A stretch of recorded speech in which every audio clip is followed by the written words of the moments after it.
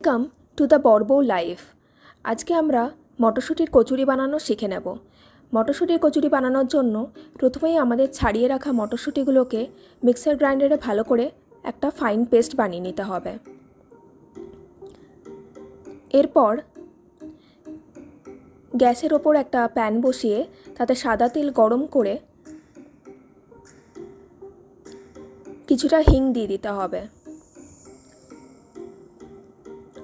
আর অল্প একটু কালো জিরে। এখন অল্পই দেব, কারণ ময়দা মাখার সময় তখন আর একটু কালো জিরে আমরা অ্যাড করে দেব। এরপর ভালো করে মিশিয়ে হাফ চামচ আদা কাঁচা লঙ্কার পেস্ট দিয়ে মিক্সড করে নিতে হবে যতক্ষণ আদার কাঁচা গন্ধ না চলে যাচ্ছে। এরপর তার মধ্যে আমরা দিয়ে দেবো আগে থেকে পেস্ট করে রাখা মটরশুঁটিটা। এবার মটরশুঁটিটা ভালো করে কুক করতে হবে যতক্ষণ না মটরশুঁটির জলটা পুরোপুরি ড্রাই হয়ে যাচ্ছে। একটু ড্রাই হয়ে এলে তার মধ্যে আমরা একটু দিয়ে দেব নুন আর একটু চিনি। আবার ভালো করে মিশিয়ে নিতে হবে। দেখুন, এই অবস্থায় মটরশুঁটির জলটা অনেকটাই শুকিয়ে গেছে, পুরটা অনেকটাই ড্রাই লাগছে। এরকম হয়ে গেলে বুঝবেন যে পুর রেডি। গ্যাসের ফ্লেমটা এরপর অফ করে দেবেন আর পুরটাকে ঠান্ডা হতে দেবেন।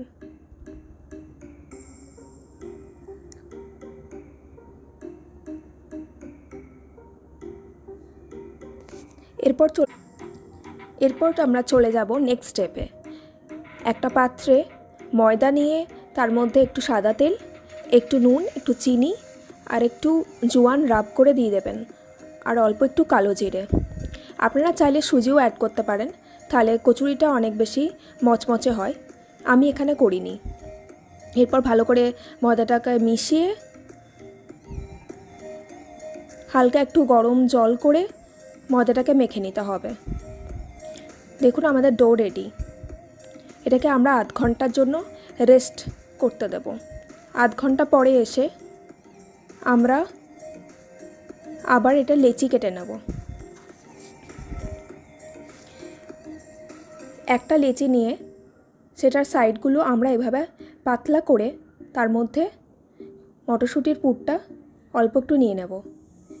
এরপর দেখুন, চারিদিকটা এভাবে সিল করে নিতে হবে যাতে পুরটা বাইরে বেরিয়ে না যায়। এরপর লুচি বেলার মতনই বেলে নিতে হবে কচুরিটা।